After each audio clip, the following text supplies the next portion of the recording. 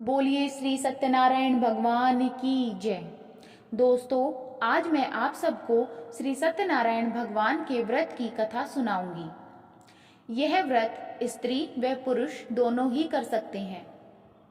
वैसे तो श्री सत्यनारायण भगवान का पूजन किसी भी दिन किया जा सकता है, लेकिन अधिकतर स्त्रियां यह व्रत पूर्णिमा के दिन करती हैं। यह व्रत हमारे जीवन में बहुत अधिक महत्व रखता है। श्री सत्यनारायण भगवान का व्रत करने से हमारे जीवन में सुखों का आगमन होता है और दुखों का नाश होता है। धन धान्य को बढ़ाने वाला, सौभाग्य तथा संतान को देने वाला यह व्रत सब स्थानों पर विजयी करने वाला है। बोलिए श्री सत्यनारायण भगवान की जय। आइए सुनते हैं सत्यनारायण भगवान के व्रत की कथा। एक बार फिर से बोलिए श्री सत्यनारायण भगवान की जय। पहला अध्याय। एक समय नौमिसारण्य तीर्थ में सौनकादिक 88,000 ऋषियों ने श्री सूत जी से पूछा, हे प्रभु, इस कलयुग में वेद विद्या रहित मनुष्यों को प्रभु भक्ति किस प्रकार मिलेगी तथा उनका उद्धार कैसे होगा? इसीलिए हे मुनिश्रेष्ठ, कोई ऐसा तप कहिए जिससे थोड़े समय में पुण्य प्राप्त होवे तथा मन वांछित फल मिले। यह कथा सुनने की हमारी इच्छा है। सर्वशास्त्र ज्ञाता श्री सूत जी बोले, हे वैष्णवों में पूज्य, आप सबने प्राणियों के हित की बात पूछी है। अब मैं उस श्रेष्ठ व्रत को आप लोगों से कहूंगा जिस व्रत को नारद जी ने लक्ष्मी नारायण से पूछा था और लक्ष्मीपति ने मुनि श्रेष्ठ नारद से कहा था। सो ध्यान से सुनो। एक समय योगी राज नारद जी दूसरों के हित की इच्छा से अनेक लोकों में घूमते हुए मृत्यु लोक में आ पहुंचे। यहाँ अनेक योनियों में जन्मे हुए प्राय सभी मनुष्यों को अपने कर्मों द्वारा अनेकों दुखों से पीड़ित देखकर सोचा, किस यत्न के करने से निश्चय ही प्राणियों के दुखों का नाश हो सकेगा। ऐसा मन में सोचकर विष्णु लोक को गए। वहाँ श्वेत वर्ण और 4 भुजाओं वाले देवों को ईश नारायण को देखकर, जिनके हाथों में शंख, चक्र, गदा और पद थे तथा वरमाला पहने हुए थे, स्तुति करने लगे। हे भगवान, आप अत्यंत शक्ति से संपन्न हैं। मन तथा वाणी भी आपको नहीं पा सकती। आपका आदि मध्य अंत नहीं है। निर्गुण स्वरूप सृष्टि के आदिभूति व भक्तों के दुखों को नष्ट करने वाले हो। आपको मेरा नमस्कार है। नारद जी से इस प्रकार की स्तुति सुनकर विष्णु भगवान बोले, हे मुनि श्रेष्ठ, आपके मन में क्या है? आपका किस काम के लिए आगमन हुआ है? निसंकोच कहिए। तब नारद मुनि बोले, मृत्यु लोक में सब मनुष्य जो अनेक योनियों में पैदा हुए हैं, अपने अपने कर्मों के द्वारा अनेक प्रकार के दुखों से दुखी रहे हैं। हे नाथ, मुझ पर दया रखते हो तो बतलाइए कि उन मनुष्यों के सब दुख थोड़े ही प्रयत्न से कैसे दूर हो सकते हैं। हे नारद, मनुष्यों की भलाई के लिए तुमने बहुत अच्छी बात पूछी है। जिस काम के करने से मनुष्य मोह से छूट जाता है, वह मैं कहता हूँ। सुनो। बहुत पुण्य देने वाला स्वर्ग तथा मृत्यु लोक दोनों में दुर्लभ एक उत्तम व्रत है।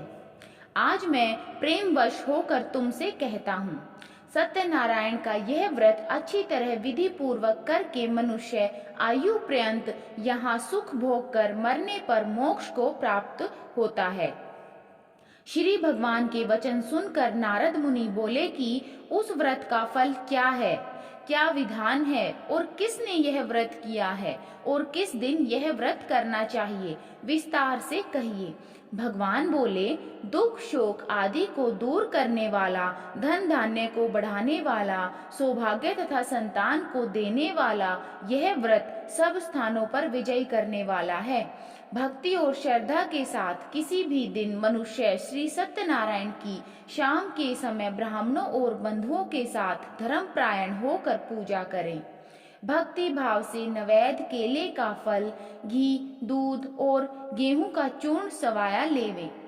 गेहूं के अभाव में साठी का चूर्ण, शक्कर तथा गुड़ ले सकते हैं और सब भक्षण योग्य पदार्थ जमा करा के भगवान को अर्पण कर देवे तथा बंधुओं सहित ब्राह्मणों को भोजन करावे। तत्पश्चात स्वयं भोजन करे, नृत्य गीत आदि का आचरण कर सत्यनारायण भगवान का स्मरण करता हुआ समय व्यतीत करे। इस तरह व्रत करने पर मनुष्यों की इच्छा निश्चय ही पूरी होती है। विशेषकर कली काल में भूमि पर यही मोक्ष का सरल उपाय है। बोलिए श्री सत्यनारायण भगवान की जय। दूसरा अध्याय। सूत जी बोले, हे ऋषियों, जिसने पहले समय में इस व्रत को किया है उसका इतिहास कहता हूँ, ध्यान से सुनो। सुंदर काशीपुरी नगरी में एक अत्यंत निर्धन ब्राह्मण रहता था। वह भूख और प्यास से बेचैन हुआ नित्य पृथ्वी पर घूमता था। ब्राह्मणों से प्रेम करने वाले भगवान ने ब्राह्मण को दुखी देखकर बूढ़े ब्राह्मण का रूप धारण कर उसके पास जाकर आदर से पूछा, हे विप्र, नित्य दुखी हुआ पृथ्वी पर क्यों घूमता है? हे श्रेष्ठ ब्राह्मण, यह सब मुझसे कहो, मैं सुनना चाहता हूँ। ब्राह्मण बोला, मैं निर्धन ब्राह्मण हूँ, भिक्षा के लिए पृथ्वी पर फिरता हूँ। हे भगवान, यदि आप इसका उपाय जानते हो तो कृपया कर कहो।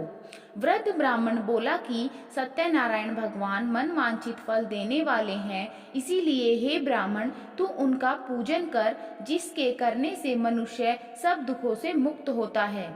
ब्राह्मण को व्रत का सारा विधान बतलाकर बूढ़े ब्राह्मण का रूप धारण करने वाले सत्यनारायण भगवान अंतर्ध्यान हो गए।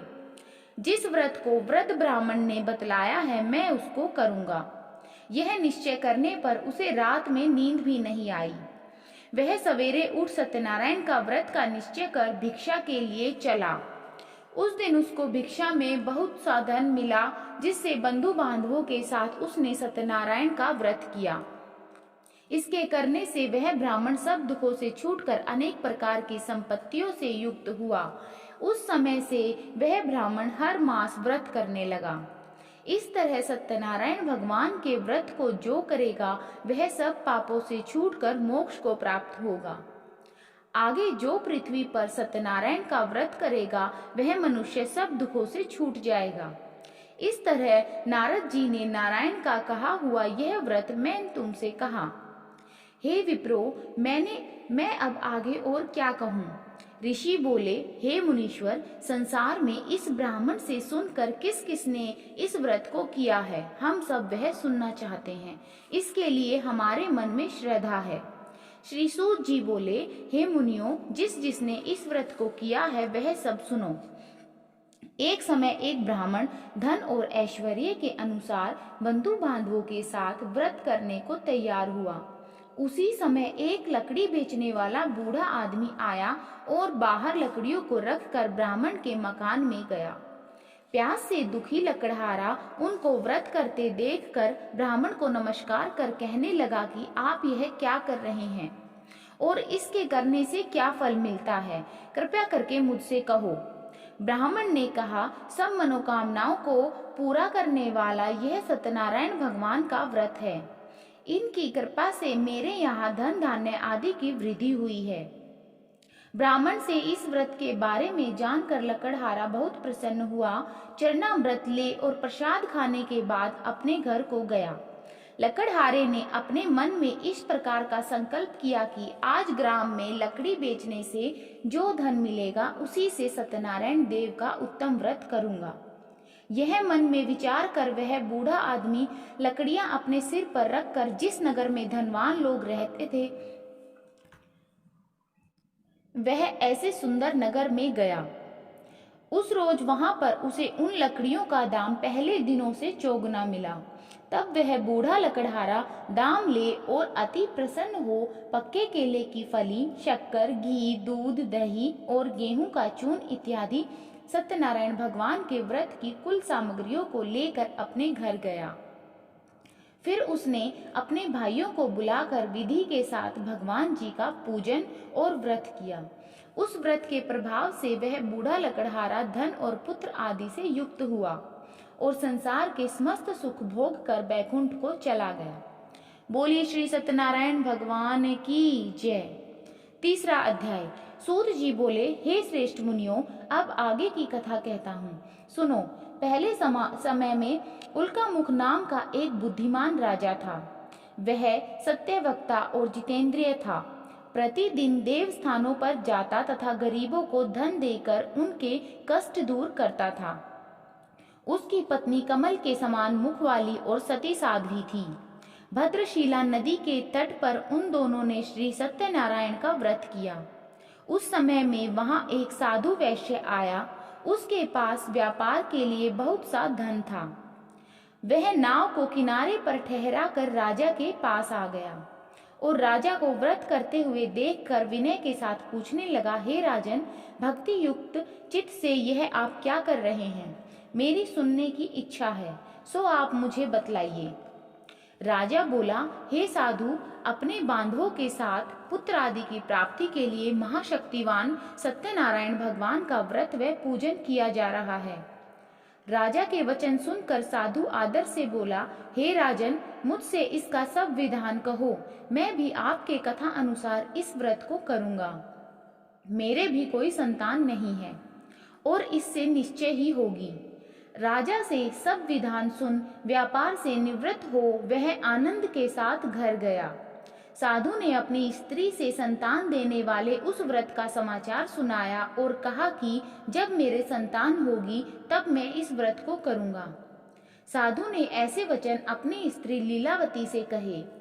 एक दिन उसकी स्त्री लीलावती पति के साथ आनंदित हो सांसारिक धर्म में प्रवृत्त होकर सत्यनारायण भगवान की कृपा से गर्भवती हो गई तथा 10वें महीने में उसके एक सुंदर कन्या का जन्म हुआ। दिनों दिन वह इस तरह बढ़ने लगी जैसे शुक्ल पक्ष का चंद्रमा बढ़ता है। कन्या का नाम कलावती रखा गया। तब लीलावती ने मीठे शब्दों में अपने पति से कहा कि जो आपने संकल्प किया था कि भगवान का व्रत करूंगा, अब आप उसे करिए। साधु बोला, हे प्रिय, इसके विवाह पर करूंगा। इस प्रकार अपनी पत्नी को आश्वासन दे वह नगर को गया। कलावती पितृगृह में वृद्धि को प्राप्त हो गई। साधु ने जब नगर में सखियों के साथ अपनी पुत्री को देखा तो तुरंत दूत बुलवाकर कहा कि पुत्री के लिए कोई सुयोग्य वर देख कर लाओ। साधु की आज्ञा पाकर दूत कंचन नगर को पहुंचा और वहां पर बड़ी खोज और देखभाल कर लड़की के लिए सुयोग्य वाणिक पुत्र को ले आया। उस सुयोग्य लड़के को देखकर साधु ने अपने बंधु बांधवों सहित प्रसन्नचित अपनी पुत्री का विवाह उसके साथ कर दिया। किंतु दुर्भाग्य से विवाह के समय भी उस व्रत को करना भूल गया। तब श्री भगवान क्रोधित हो गए और श्राप दिया कि तुम्हें दारुण दुख प्राप्त होगा। अपने कार्य में कुशल साधु बनिया जमाता सहित समुद्र स्थित रत्नपुर नगर में गया और वहां दोनों ससुर जमाई चंद्रकेतु राजा के उस नगर में व्यापार करने लगे। एक रोज भगवान सत्यनारायण की माया से प्रेरित कोई चोर राजा का धन चुराकर भागा जा रहा था, किंतु राजा के दूतों को आता देखकर चोर ने घबराकर भागते हुए राजा के धन को वहीं चुपचाप रख दिया जहां वो ससुर जमाई ठहरे हुए थे। जब दूतों ने उस साधु वैश्य के पास राजा के धन को रखा देखा तो वे दोनों को बांध कर ले गए और प्रसन्नता से दौड़ते हुए राजा के समीप जाकर बोले, यह दो चोर हम पकड़ कर लाए हैं, देख कर आज्ञा दे। तब राजा की आज्ञा से उनको कठोर कारावास में डाल दिया और उनका सब धन छीन लिया। सत्यनारायण भगवान के श्राप द्वारा उसकी पत्नी भी घर पर बहुत दुखी हुई और घर पर जो धन रखा था चोर चुरा कर ले गए। शारीरिक व मानसिक पीड़ा से तथा भूख प्यास से अति दुखित हो अन्न की चिंता में कलावती एक ब्राह्मण के घर गई। वहां उसने सत्यनारायण भगवान का व्रत होते देखा। फिर कथा सुनी और प्रसाद ग्रहण कर रात को घर आई। माता ने कलावती से कहा, हे पुत्री, अब तक कहाँ रही, वह तेरे मन में क्या है? कलावती बोली, हे माता, मैंने एक ब्राह्मण के घर श्री सत्यनारायण भगवान का व्रत देखा है। कन्या के वचन सुनकर लीलावती भगवान के पूजन की तैयारी करने लगी। लीलावती ने परिवार और बंधुओं सहित श्री सत्यनारायण भगवान का पूजन किया और वर मांगा कि मेरे पति और दामाद शीघ्र ही घर आ जावें। साथ ही प्रार्थना की कि हम सबका अपराध क्षमा करो। सत्यनारायण भगवान इस व्रत से संतुष्ट हो गए और राजा चंद्रकेतु को स्वप्न में दर्शन देकर कहा, हे राजन, दोनों वैश्यों को प्रातः ही छोड़ दो और अब सब धन जो तुमने ग्रहण किया है दे दो, नहीं तो मैं तेरा सारा राज्य, पुत्र आदि सब नष्ट कर दूंगा। राजा से ऐसे वचन कहकर भगवान अंतर्ध्यान हो गए। प्रातःकाल राजा चंद्रकेतु ने सभा में अपना स्वप्न सुनाया। फिर दोनों वाणिक पुत्रों को कैद से मुक्त कर सभा में बुलाया। दोनों ने आते ही राजा को नमस्कार किया। राजा मीठे वचनों से बोला, हे महानुभावों, भावी वश ऐसा कठिन दुख प्राप्त हुआ है, अब तुम्हें कोई भय नहीं। ऐसा कहकर राजा ने उनको नए नए वस्त्र आभूषण पहनाए तथा उनका जितना धन लिया था उससे दूना धन देकर आदर सहित विदा किया। दोनों वैश्य अपने घर को चल दिए। बोलिए श्री सत्यनारायण भगवान की जय। चौथा अध्याय। सूत जी बोले, वैश्य ने मंगलाचार करके यात्रा आरंभ की और अपने नगर को चला। उनके थोड़ी दूर निकलने पर दंडी वेशधारी सत्यनारायण भगवान ने उनसे पूछा, हे साधु, तेरी नाव में क्या है? अभिमानी वाणिक हंसता हुआ बोला, हे दंडी, आप क्यों पूछते हो? क्या धन लेने की इच्छा है? मेरी नाव में तो बेल और पत्ते भरे हैं। वैश्य का कठोर वचन सुनकर भगवान ने कहा, तुम्हारा वचन सत्य हो। दंडी ऐसा कहकर वहां से दूर चले गए और कुछ दूर जाकर समुद्र के किनारे बैठ गए। दंडी के जाने पर वैश्य ने नित्य क्रिया करने के बाद नाव को ऊंची उठा देखा तो अचंभा किया और नाव में बेल पत्ते आदि देखकर मूर्छित हो जमीन पर गिर पड़ा। फिर मूर्छा खुलने पर अत्यंत शोक प्रकट करने लगा। तब उनका दामाद बोला कि आप शोक न करें, यह दंडी का श्राप है, अतः उनकी शरण में चलना चाहिए, तभी हमारी मनोकामना पूरी होगी। दामाद के वचन सुन वह दंडी के पास पहुंचा और अत्यंत भक्ति भाव से नमस्कार करके बोला, मैंने जो आपसे असत्य वचन कहे थे उनको क्षमा करो। ऐसा कहकर महान शोकातुर हो रोने लगा। तब दंडी भगवान बोले, हे वाणिक पुत्र, मेरी आज्ञा से बार बार तुम्हें दुख प्राप्त हुआ है, तू मेरी पूजा में विमुख हुआ। साधु बोला, हे भगवान, आपकी माया से मोहित ब्रह्मा आदि भी आपके रूप को नहीं जानते, तब मैं अज्ञानी कैसे जान सकता हूँ? आप प्रसन्न होइए, मैं सामर्थ्य के अनुसार आपकी पूजा करूँगा, मेरी रक्षा करो और पहले के समान नौका में धन भर दो। उसके भक्ति युक्त वचन सुनकर भगवान प्रसन्न हो उसकी इच्छा अनुसार वर देकर अंतर्ध्यान हो गए। तब उन्होंने नाव पर आकर देखा कि नाव धन से परिपूर्ण है। फिर वह भगवान सत्यनारायण का पूजा कर साथियों सहित अपने नगर को चला। अब अपने नगर के निकट पहुंचा तब दूत को घर भेजा। दूत ने साधु के घर जा उसकी स्त्री को नमस्कार कर कहा कि साधु अपने दामाद सहित इस नगर के समीप आ गए हैं। ऐसा वचन सुन साधु की स्त्री ने बड़े हर्ष के साथ सत्यदेव का पूजन कर पुत्री से कहा, मैं अपने पति के दर्शन को जाती हूँ, तू कार्य पूर्ण कर शीघ्र आ। माता के ऐसे वचन सुनकर कलावती प्रसाद छोड़कर पति के पास गई। प्रसाद की अवज्ञा के कारण सत्यदेव ने रुष्ट होकर उसके पति को नाव सहित पानी में डुबो दिया। कलावती अपने पति को न देखकर रोती हुई जमीन पर गिर गई। इस तरह नौका को डूबा हुआ तथा कन्या को रोता देख साधु दुखित हो बोला, हे प्रभु, मुझसे या मेरे परिवार से जो भूल हुई है उसे क्षमा करो। उसके दीन वचन सुनकर सत्यदेव प्रसन्न हो गए और आकाशवाणी हुई, हे साधु, तेरी कन्या मेरे प्रसाद को छोड़कर आई है, इसीलिए इसका पति अदृश्य हुआ है। यदि वह घर जाकर प्रसाद खाकर लौटे तो इसे पति अवश्य मिलेगा। ऐसी आकाशवाणी सुनकर कलावती ने घर पहुंचकर प्रसाद खाया, फिर आकर पति के दर्शन किए। तत्पश्चात साधु ने बंधु बांधवों सहित सत्यदेव का विधि पूर्वक पूजन किया। उस दिन से वह पूर्णिमा को सत्यनारायण का पूजन करने लगा। फिर इस लोक का सुख भोग कर अंत में स्वर्ग लोक को गया। बोलिए श्री सत्यनारायण भगवान की जय। 5वां अध्याय। सूत जी बोले, हे ऋषियों, मैं और भी कथा कहता हूँ, सुनो। प्रजा पालन में लीन तुंगध्वज नाम का राजा था। उसने भी भगवान का प्रसाद त्याग कर बहुत दुख पाया। एक समय वन में जाकर वन्य पशुओं को मारकर बड़ के पेड़ के नीचे आया। वहां उसने ग्वालों को भक्ति भाव से बांधवों सहित सत्यनारायण जी का पूजन करते देखा।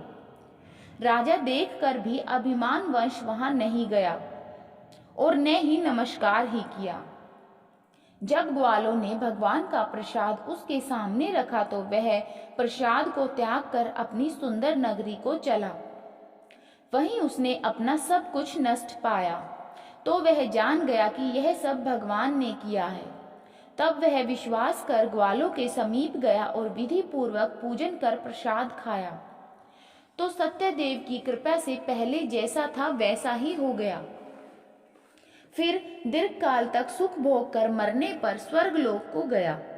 जो मनुष्य इस परम दुर्लभ व्रत को करेगा, भगवान की कृपा से उसे धन धान्य की प्राप्ति होगी। निर्धन धनी और बंधी बंधन से मुक्त होकर निर्भय हो जाता है। संतानहीनों को संतान की प्राप्ति होती है तथा सब मनोरथ पूर्ण होकर अंत में वैकुंठ धाम को जाता है। जिन्होंने पहले इस व्रत को किया है, अब उनके दूसरे जन्म की कथा कहता हूँ। व्रतस्थानंद ब्राह्मण ने सुदामा का जन्म लेकर मोक्ष को पाया।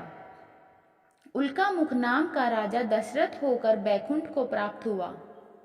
साधु नाम के वैश्य ने मोर ध्वज बनकर अपने पुत्र को ओर से चीर कर मोक्ष को प्राप्त किया। महाराज तुंगध्वज ने स्वयं भू होकर भगवान में भक्ति युक्त कर्म कर मोक्ष प्राप्त किया। बोलिए श्री सत्यनारायण भगवान की जय। श्री सत्यनारायण भगवान जी की आरती। जय लक्ष्मी रमणा, श्री जय लक्ष्मी रमणा। सत्यनारायण स्वामी जन पातक हरणा।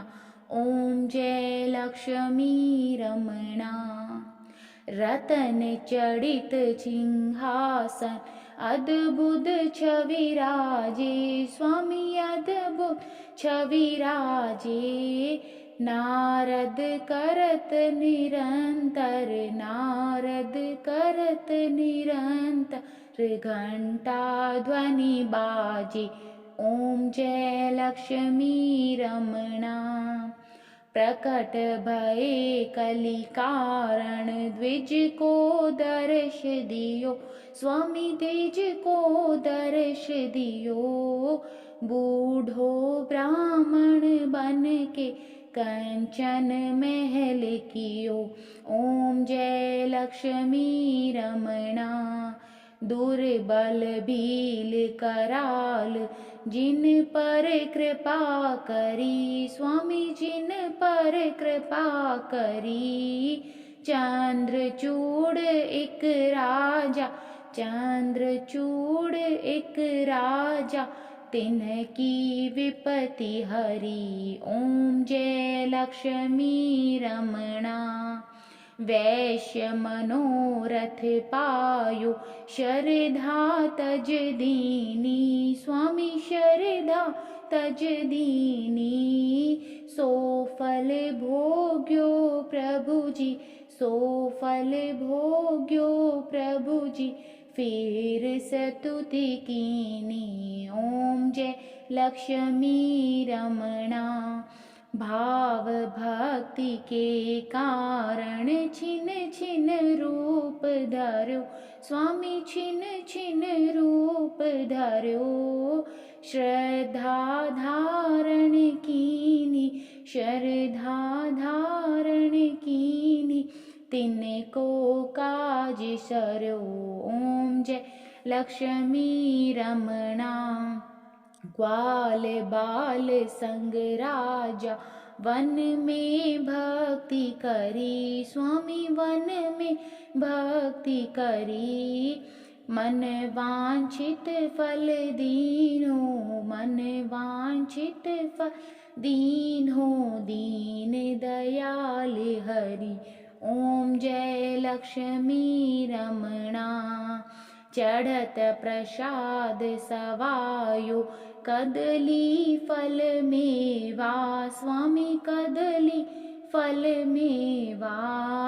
धूप दीप तुलसी से, धूप दीप तुलसी से, राजी सत्य देवा।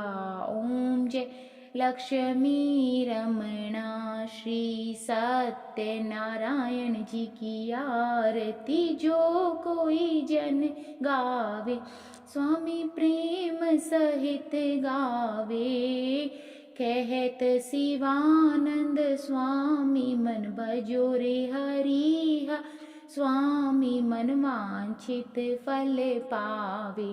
ओम जय लक्ष्मी रमणा, ओम जय लक्ष्मी रमणा। श्री जय लक्ष्मी रमणा। सत्यनारायण स्वामी जन पातक हरणा। ओम जय लक्ष्मी रमणा। बोलिए श्री सत्यनारायण भगवान की जय। श्री सत्यनारायण भगवान की कृपा हम सब पर बनी रहे, आप सब पर बनी रहे। पहला अध्याय। एक समय नौमिसारण्य तीर्थ में सौनकादिक 88,000 ऋषियों ने श्री सूत जी से पूछा, हे प्रभु, इस कलयुग में वेद विद्या रहित मनुष्यों को प्रभु भक्ति किस प्रकार मिलेगी तथा उनका उद्धार कैसे होगा? इसीलिए हे मुनिश्रेष्ठ, कोई ऐसा तप कहिए जिससे थोड़े समय में पुण्य प्राप्त होवे तथा मन वांछित फल मिले। यह कथा सुनने की हमारी इच्छा है। सर्वशास्त्र ज्ञाता श्री सूत जी बोले, हे वैष्णवों में पूज्य, आप सबने प्राणियों के हित की बात पूछी है। अब मैं उस श्रेष्ठ व्रत को आप लोगों से कहूंगा जिस व्रत को नारद जी ने लक्ष्मी नारायण से पूछा था और लक्ष्मीपति ने मुनि श्रेष्ठ नारद से कहा था। सो ध्यान से सुनो। एक समय योगी राज नारद जी दूसरों के हित की इच्छा से अनेक लोकों में घूमते हुए मृत्यु लोक में आ पहुंचे। यहाँ अनेक योनियों में जन्मे हुए प्राय सभी मनुष्यों को अपने कर्मों द्वारा अनेकों दुखों से पीड़ित देखकर सोचा, किस यत्न के करने से निश्चय ही प्राणियों के दुखों का नाश हो सकेगा। ऐसा मन में सोचकर विष्णु लोक को गए। वहां श्वेत वर्ण और 4 भुजाओं वाले देवों को ईश नारायण को देखकर